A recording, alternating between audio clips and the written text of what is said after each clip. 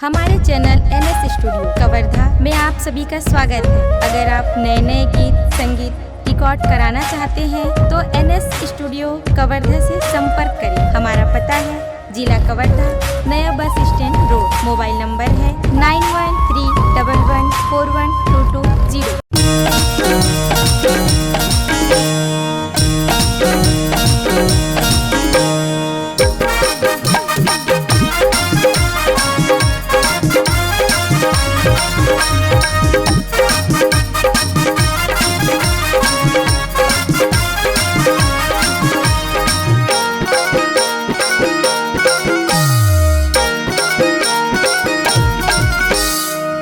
न करा के जब ले आए वो दिन रात में फोन में गोठी आए वो कौना करा के जब ले आए वो दिन रात में फोन में गोठी आए वो लखित नहीं है बूता काम के ज्यादा बोलबे तो पिटवा हो सैया बांध के हर लहभर रखे हो मैं हार गोड़ जात के हो गारी देबे तो पिटवा हो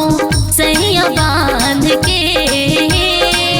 हर लहभर रखे हो मैं हार गोड़ जात के।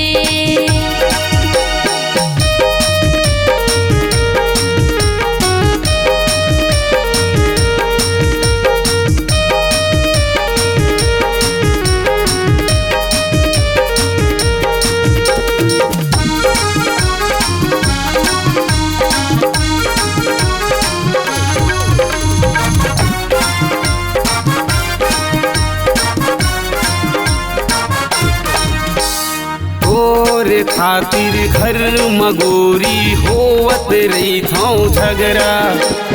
का कई तचई मोर सैया परत नहीं है पाला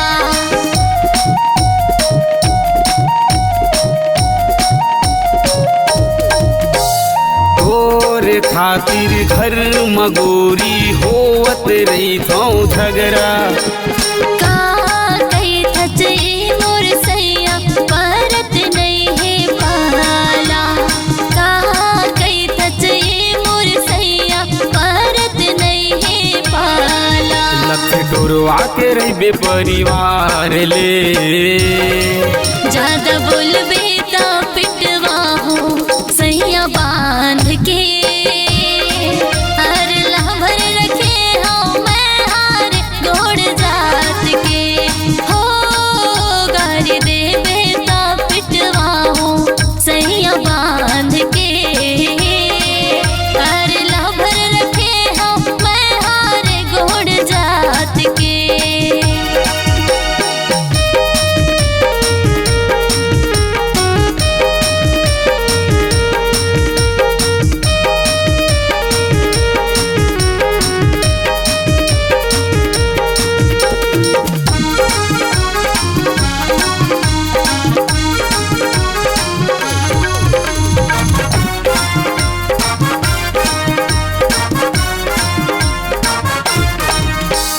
मार दे हम तोला गोरी कहूँ करबे तय मुँह जोरी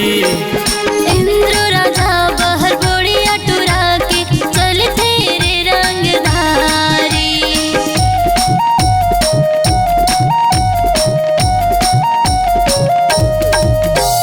मार दे हम तोला गोरी कहूँ करबे तय मुँह जोरी इंद्र राजा बहर बोड़िया टुरा के चल तेरे रंगधारी इंद्र राजा बहर बोड़िया टुरा के चल तेरे रंगधारी तोरे ला भर लरे हम गोली मार के ज्यादा बोल